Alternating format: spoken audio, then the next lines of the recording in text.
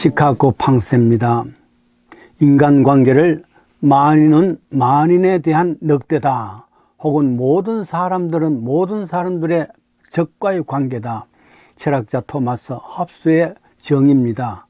비록 인간은 서로 관계 속에서 도덕이라든지 교육이라든지 혹은 체면이라든지 예절 등으로 서로 남을 높이는 것 같지만은 본질적으로 모든 인간관계는 적대적 관계다. 남이 좋아하는 것 배 아프고 또 언제나 상대방보다는 내가 높아야 되고 그리고 상대를 잡아먹었으라도 내가 그 위에 올라서야 되는 그런 동물적인 충동, 원초적 충동, 그 인간의 관계다. 이런 표현을 합니다. 처음 에덴 동산에서 하나님께서 아담 이브에게 말합니다. 각종 실과 나무는 임의로 먹되 선악을 알게 하는 나무는 먹지 말라. 그럽니다. 적당하게 말한 것도 아닙니다. 확실하게 말씀하십니다. You must not eat. 먹지 말라.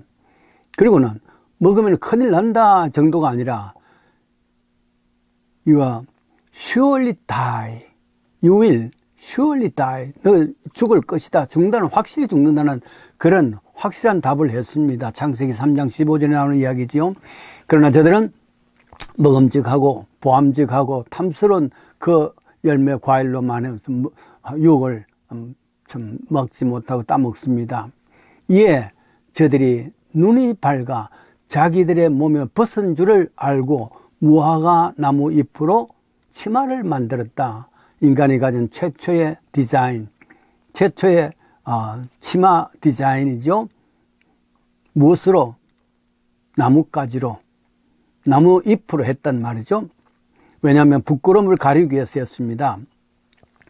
그래서 나무 잎을 가리웠습니다만 그러나 해살이 나고 또 바람이 불면은 그 나무 잎들은 떨어집니다. 그러면 다시 또 만듭니다. 말하자면 임시 방편으로 이와 같이 치마를 만들어서 부끄러움을, 수치를 덮었습니다.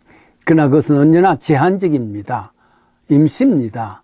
결국 하나님께서 저들을 위해서 짐승을 잡아서 그 가죽으로 옷을 입혔습니다. 오랫동안 가리울 수가 있지요. 그러나 짐승을 가죽이라면 어떤 에덴 동산의 어떤 짐승 하나는 죽었을 겁니다. 피가 흘렸을 줄 압니다. 피 흘림을 통해서 부끄러움을 가려주는 하나님의 은혜가 결국은 예수님께서 십자가에 피 흘리심으로 인간이 갖는 그 모든 수시, 지옥으로 떠지는 것, 죽는 것, 이 모든 것을 다 커버를 해 주셨다. 그래서 가죽 옷보다는 더 십자가에 피 흘리신 예수님의 옷을 영원한 인간을 부끄러움에서부터 수치에서부터 가려주는 역할을 하시는 것이죠. 가죽옷을 입혔습니다. 자, 이런 것을 생각할 때 교회 다니는 사람, 교회 다니지 않은 사람 차이가 있습니다. 생각해 보십시다. 한국 전쟁 이후에 모두가 살아가기 어렵습니다. 대학을 다닌다는 것은 정말 특별한 사람들이었습니다. 한 사람이 누이가 미군 부대를 다니면서 오빠를 대학 공부를 시켰습니다. 칭찬이 자자했습니다만은 그러나 교회에서 수근수근 뒷말이 많이 나옵니다. 무슨 말이겠습니까?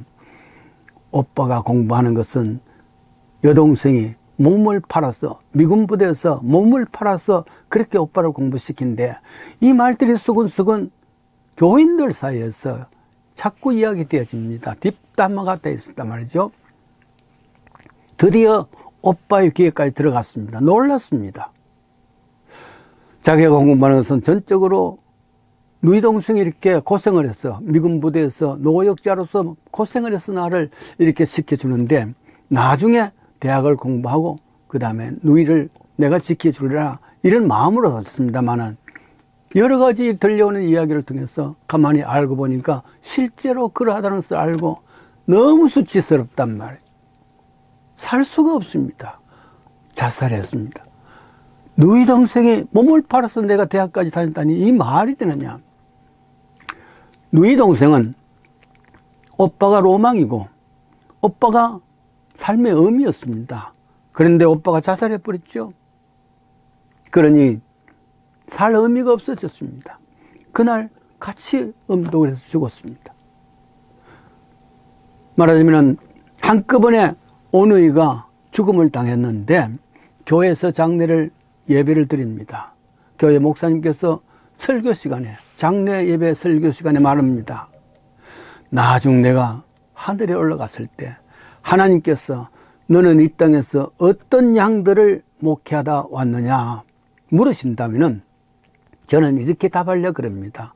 하나님, 저는 지상에서 양들을 목회한 것이 아니라 이리떼를 목회하다가 왔습니다. 모든 사람들이 다 이리떼였습니다. 이렇게 이야기하겠다 그랬습니다. 이 말을 생각하면은 사랑을 가장 많이 말하는 장소, 덕을 가장 많이 말하는 장소, 교회가 어떤 면에서는 사랑이 가장 식은 장소가 될 수 있다 생각을 합니다. 그러면서 토마스 홉스의 모든 인간은 모든 인간의 적대 관계라 하는 이 사실에 정의를 수긍할 수가 있습니다. 물론 그렇지 않는 사람들도 있습니다. 실제로 늑대 속에서도 양들을 발견할 수가 있습니다. 실존주의 철학자 키엘케고라는 사람은 우리 인생을, 우리의 삶의 모습을 바이레벨 홈, 말하자면 지하실 있고 1층이 있고 거실이 있는 1층이 있고 베드룸이 있는 2층이 있고 이런 집에 비유를 했습니다. 지하실에는 잡동사니, 왜냐하면 다른 사람은 오지 않습니다. 온갖 것이 다 들어있단 말이죠. 그리고 1층에는 그래도 가장 고상한 척 좋은 그림도 그려놓고 사진도 놓고 좋은 소파도 놓고 또 찬장도 놓고 제일 좋은 것으로서 사람들이 보이기 위해서, 그게 나뭇가지입니다. 나무 잎입니다. 무화과 잎입니다. 가려졌단 말이죠. 사람들 와서 그 가려진 것을 보고서 와 하고 탄식할지 모릅니다. 감탄할지 모릅니다. 그러나 그것은 가려진 겁니다. 2층의 베드룸은 정나나한 내 자신입니다.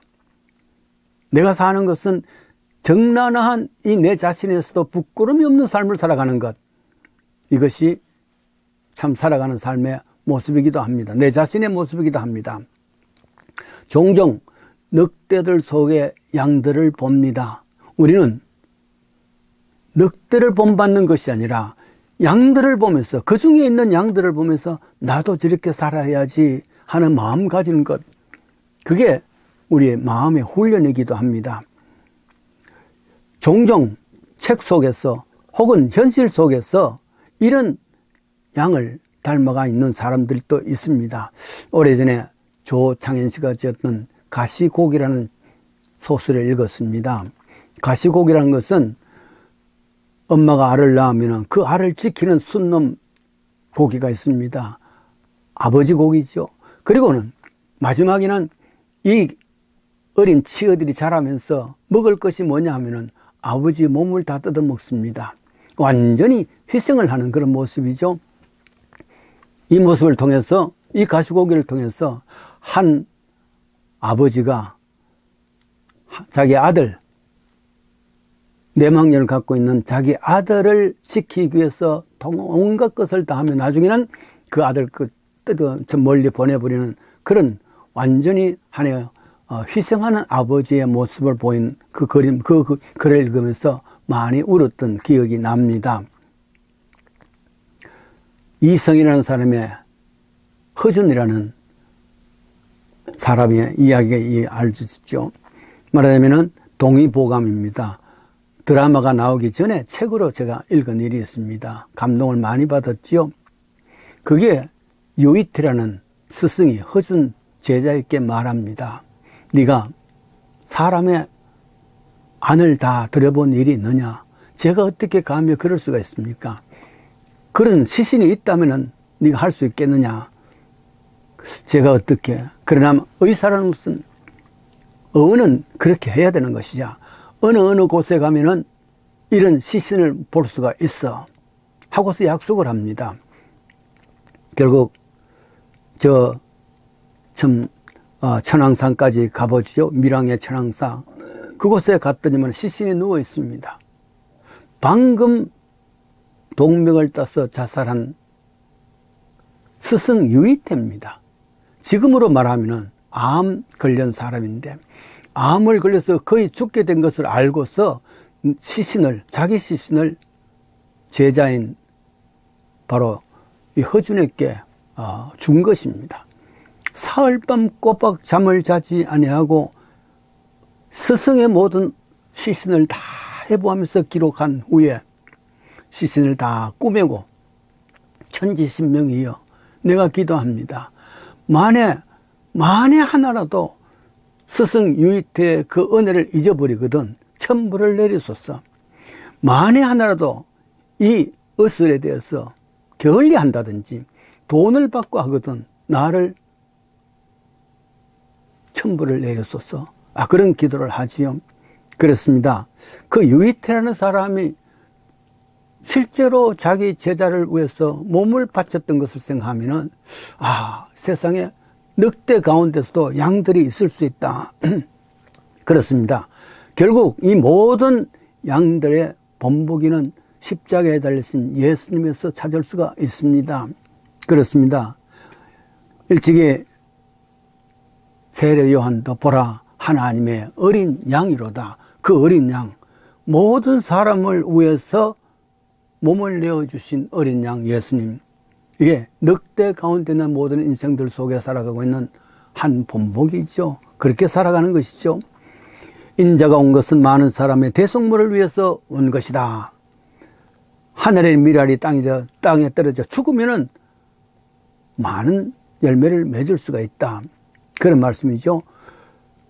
인자가 온 것은 많은 사람들의 대속물을 되기 위해서 왔다 하고 하신 말씀입니다. 말하자면은 많은 세상의 늑대들 중에서 가장 양적인 삶을 살아왔던 그 예수님입니다.